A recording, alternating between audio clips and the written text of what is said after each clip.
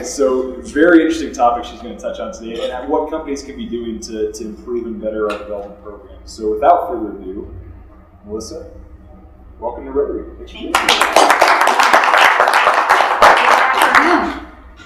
Good afternoon. That's a little better. So glad to be here. Jesse and I have been talking about having me come and meet you for a while now. So I'm really excited to have and feel very fortunate to be here talking to you today. I asked Jesse, I said, what kind of topic can I cover? And he said, I don't know, it can be anything from communications to teamwork to civic engagement. And he gave me all these lists. I said, well, the one topic I know consistently comes up is I'm working with organizations are the millennials.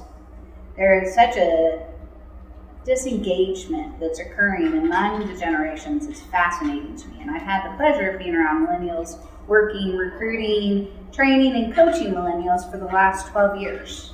So I've had the ability not only to read the theory behind it, but actually the application. So my background, Jesse did a great job giving you the skinny. I worked at the College of Business at CSU for about 7 years.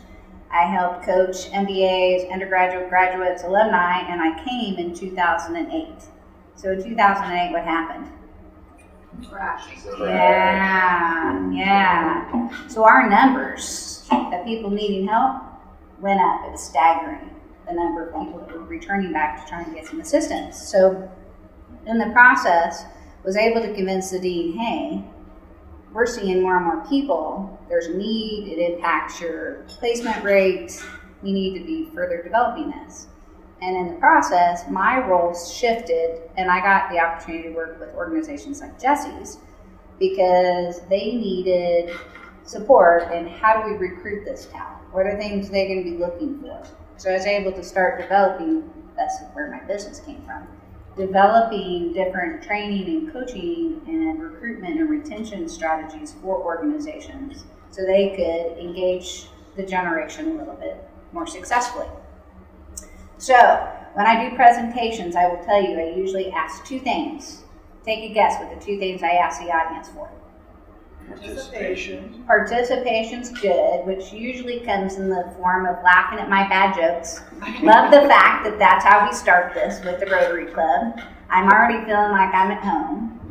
And then my second rule. Put away your phones. Oh, I like that one. Sure, put away your phones. But I was researching the definition. Oh, I wasn't talking to you. But... Nod your heads. Right, that's my nonverbal communication. If you're getting it, if you're not getting it, if I'm boring you silly, which is not my hope today, because I only have 25 minutes, and if I'm boring you in 25 minutes, I'm in all kind of trouble. Right? Yeah. I'm checking. All right, making sure we're listening. Okay, so the future. What the future means for talent development programs. Every organization tries really, really hard to develop the people, right? Right. You know? Yeah. Well, the way things have changed around that have everything to do with the desires and the interests and the value base dependent upon the generation coming through. Okay, so I want you guys to close your eyes. Just for a minute, close your eyes. I want you to envision yourself when you're about 10 years old. What were the things when you were 10 you really enjoyed doing? Was Baseball. it baseball? Good. Tom? Surfing. Any of you like to make your friends laugh? Any of you have interest? Did you enjoy reading? Anybody enjoy drawing? Nope.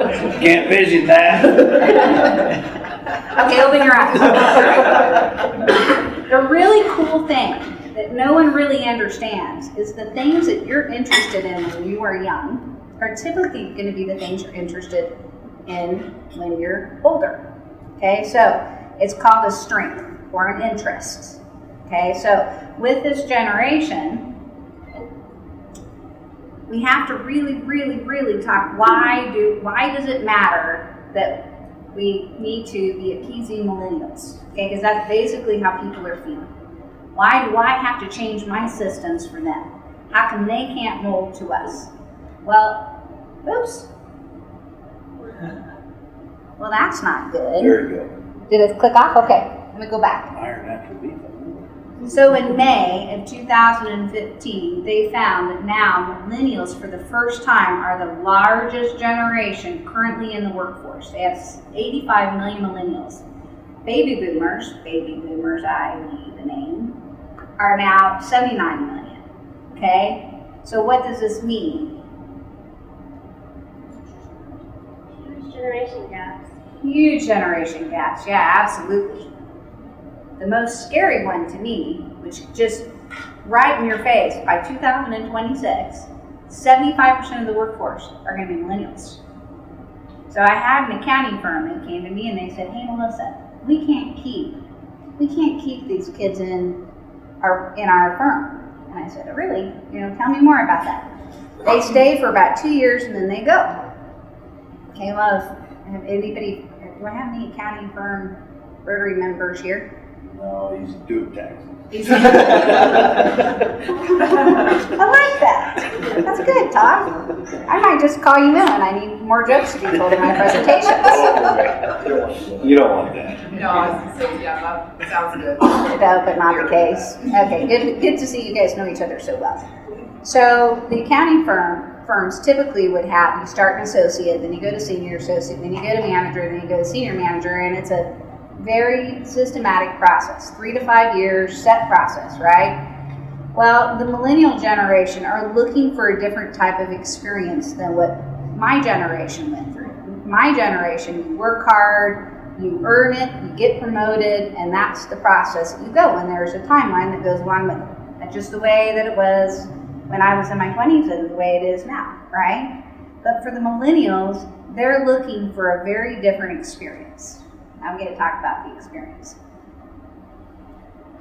I had somebody ask, is there ever going to come a point when baby boomers are going to be outnumbered by millennials? Yep. And not only in 2026 are they going to be 75% of the workforce, they're actually going to outnumber the boomers by 22 million. Probably, look at the age of boomers, that kind of makes sense, but it's still important to note. Well, one of the first things that when they're looking at organizations, they're trying to identify is, I want to add value to an organization, and I want that organization to add value to the community. Anybody heard of the Giving Tuesday? So it started about 4 years ago primarily. December 1st rolls around and they said, why do we focus so much on the commercialism, the Cyber Monday, and why don't we on one set day, we ask the entire international global society that one day to give something?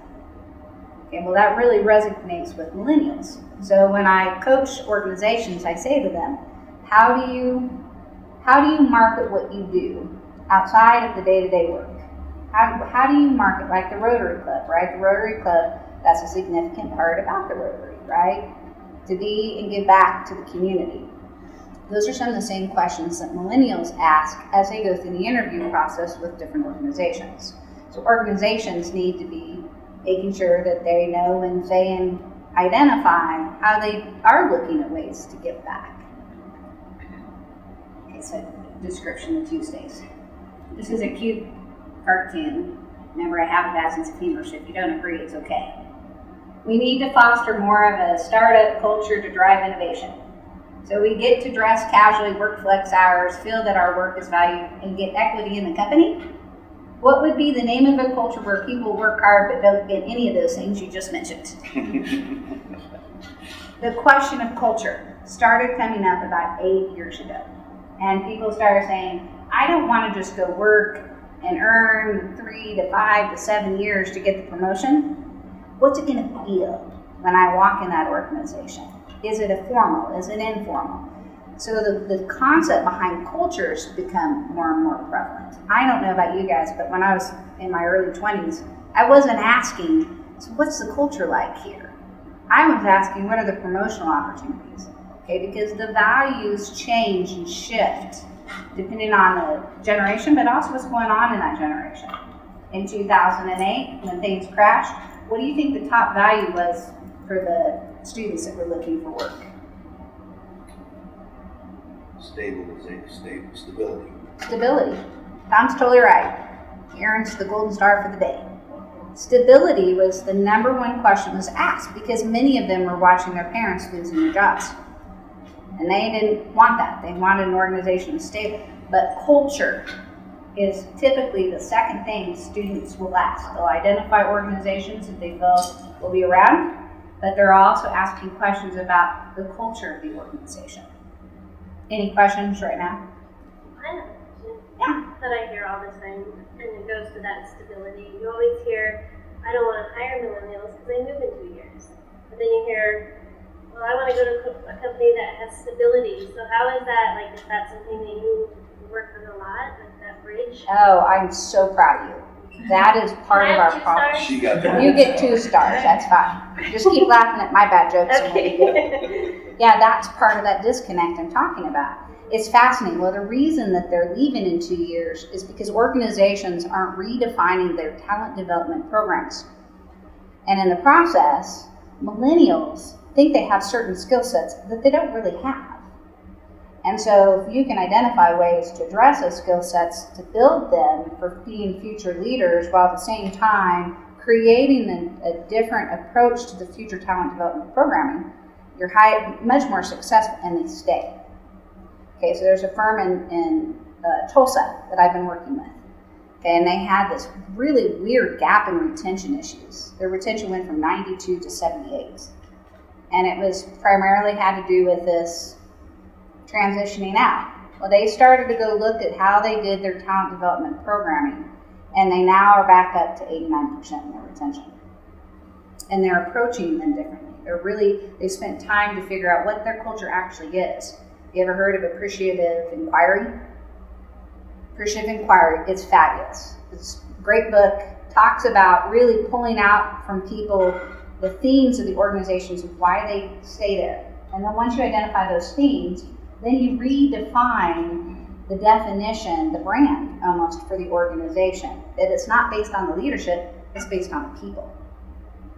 Good stuff. Okay, so yes, part of the training is to help that gap, but understanding who you're dealing with first. So values. Okay, so now I want you to think back to your values, your organization values. What are some of your values? Growth. Growth. What kind of growth, Jesse? Professionally and personally. Professionally and personally. Fabulous. Guess what? That resonates with this generation. Good. What other kind of values does your organization hold close? Having fun. Having fun. Oh, yeah. Cool. Can I come work? Because I'm very lonely during the day. Come on over. Okay, cool. Michael's got one. You remember you said that. I actually have a question. Yeah. So I remember what it used to be. What was the second part of the name of that book? Appreciative Inquiry. Inquire. Appreciative Inquiry. Yeah. Yeah, good stuff. Okay, so for a lot of organizations, they have to spend a lot of time really define the core values. That's becoming more and more important because, again, it's not just about this generation coming in to find opportunities, but it's also to make sure that the organizations are hiring the right fit.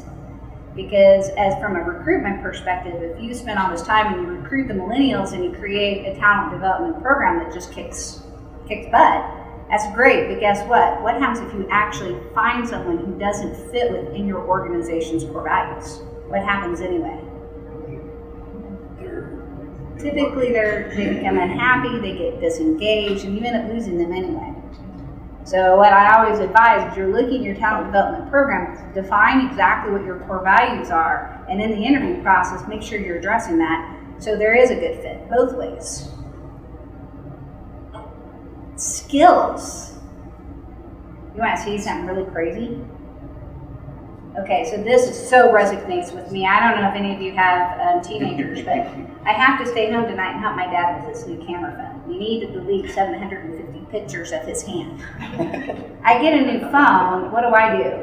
I hand it to my 16-year-old son. I say, okay, what apps do I need for this? I don't know. I barely know how to operate the camera. Right? It just comes natural, right? Okay, but how we see skills and how they see their own skills and how we see their skills are vastly different. So here I'm thinking, okay, I'd say this generation is really good with technology. However, if you ask them, only 35% feel they are highly savvy when it comes to technology. Okay, where 86% of HR professionals feel millennials are savvy. The disconnect, right? There's a disconnect. Well, the reason is because when they think technology, they're not just thinking about using the technology, using the phones, using social media. That's just become second nature to them. It's not second nature to us. But when they think technology, they're thinking of software programmers and much more in-depth technology than what we think about. Okay, another interesting thing. I'm having a hard time seeing. Hardworking, 86%. HR professionals see millennials hardworking, 11%. Is there a disconnect? Yes. Yeah, absolutely there's a disconnect. How about people savvy? 14% by HR, 65% by how millennials describe themselves. The thing for me that absolutely illustrated something, loyal to the employer. They feel 82% feel they're loyal. 1% of HR professionals feel millennials are loyal.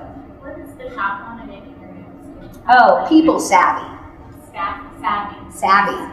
I slobber on myself. I already warned Tom not to sit in the front because I spit. But he did anyway. It's all his fault. Yeah, so you can see there's a true disconnect, right? How they see themselves and how HR professionals see them. Well, the HR professionals, guess what? They're typically the frontline people that are interviewing, recruiting, and looking at ways to onboard and retain them, right? So all of what we're talking about with the talent development program typically falls in that arena. Okay, close your eyes again. Okay, in your current jobs now, okay?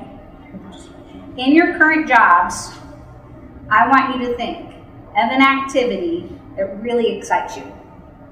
Showing office space.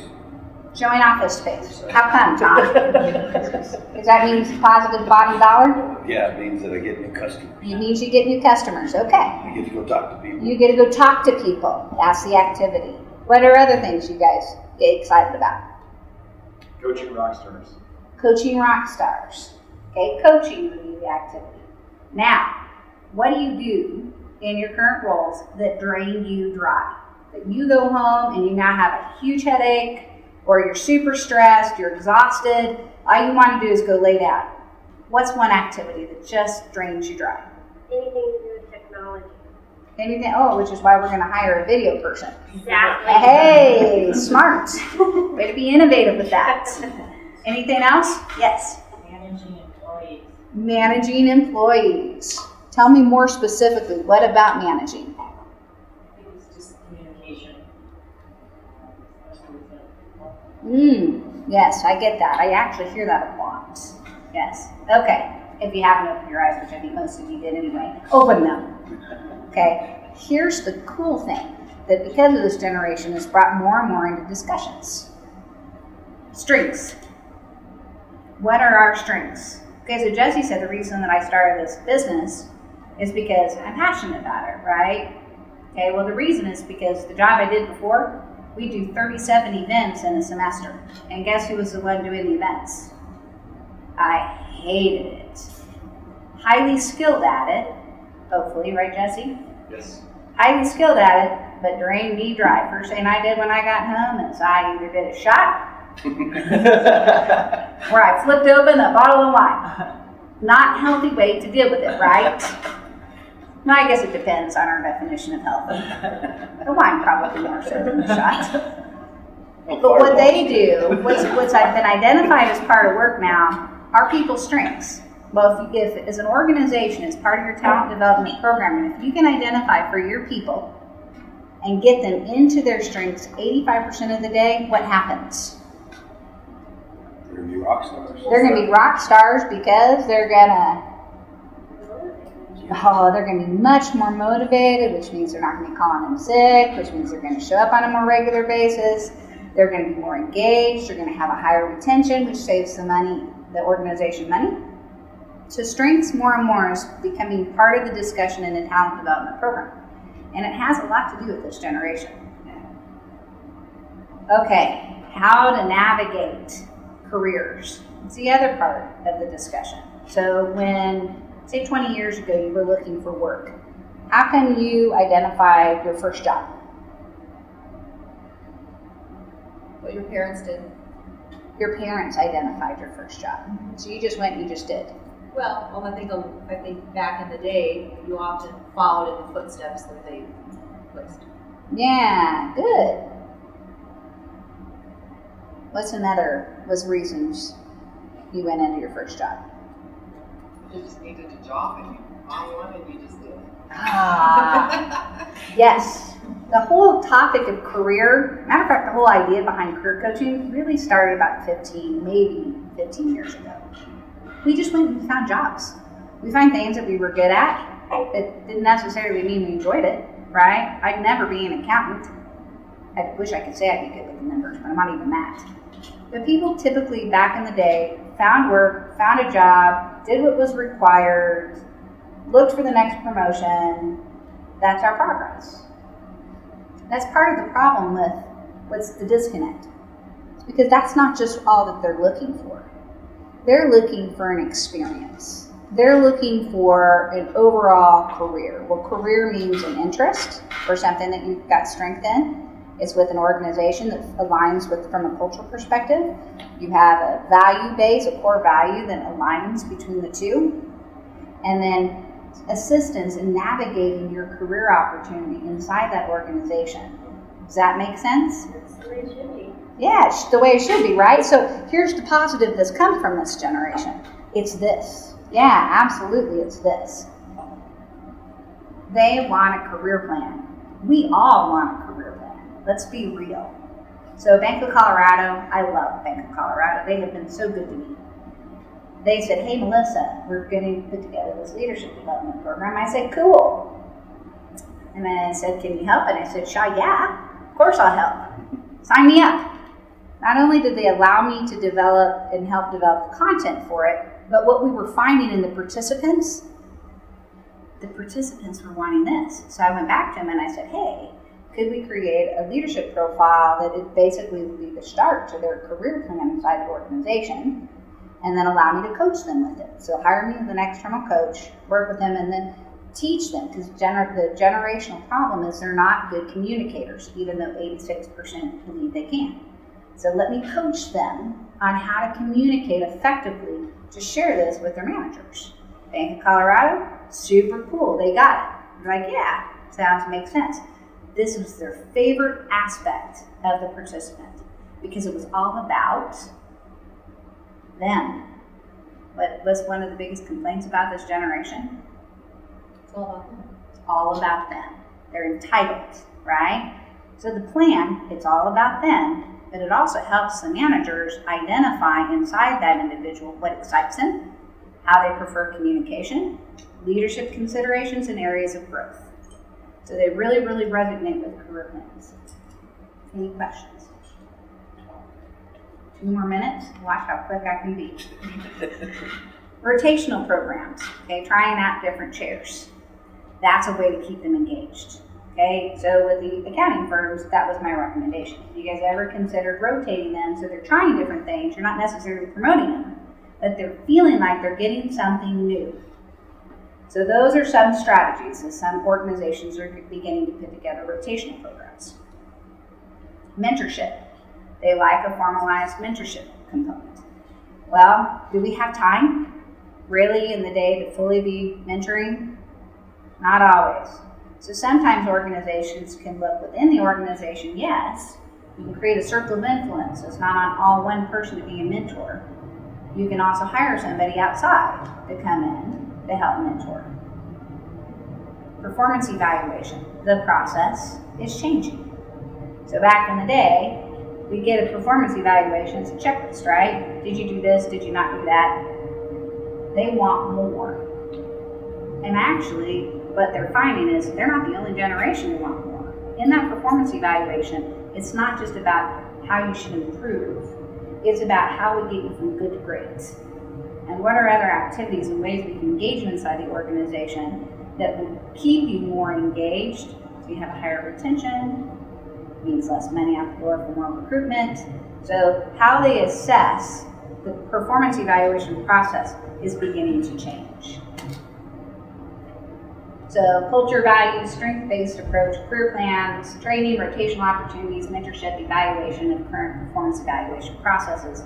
That's basically, in a nutshell, how the talent development programs are going to need to change as the evolution of the workforce, the face of the workforce is beginning to change. Did we have fun? Yes. Cool. That'd make me sad if we didn't have fun. Told you I'd be quick. Questions?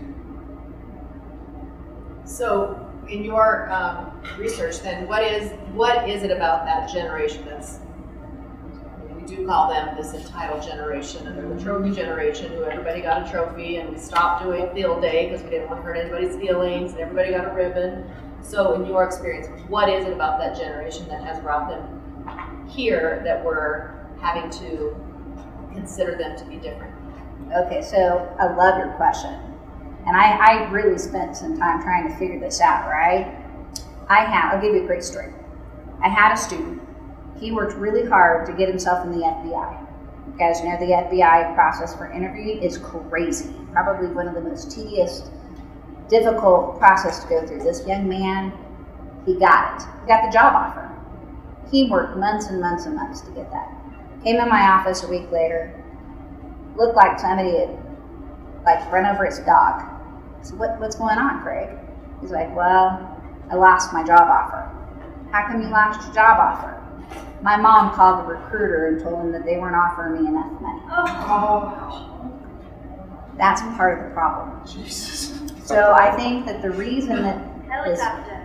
yes, and if you look in the last 10 to 15 years, that's a serious concern because they don't know how to make their own decisions, because somebody else is making it for them. The parents didn't want their kid to have hurt feelings. That's why we have trophies for all.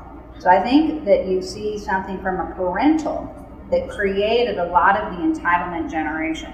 And if you think about this, and my husband gets a little irritated with me, and I bring this up, but it's true.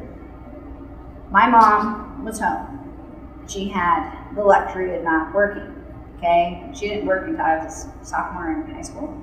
Okay, my kids I didn't really have that luxury, right? We had to have two working people in our family to make it, right? But then in some cases, we overcompensate. So if my son forgets his homework, right? Technically, I should teach him to fail. I should allow him to fail, right? But because I feel guilty at times, because I feel like, well, if I was around more, maybe he wouldn't have forgotten his homework and I would have created better processes for him. So I think there's a degree of guilt that also occurs with parents and people who are taking care of this generation. We've created some of that for them. It's this level of expectation. Oh, my mom will be there to take me my homework, even if I forget it. So I don't necessarily need to. She'll be there to do it.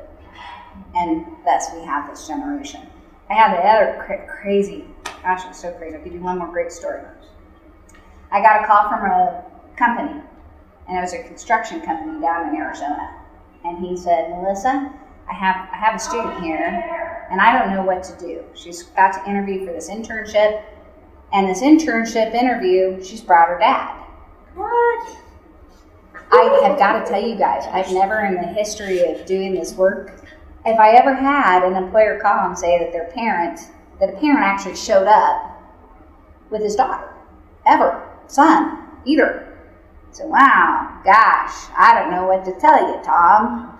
I don't know what seriously to tell you. I said, I would probably go with it. Maybe if you really like her, do one interview with him and her and then an interview without dad.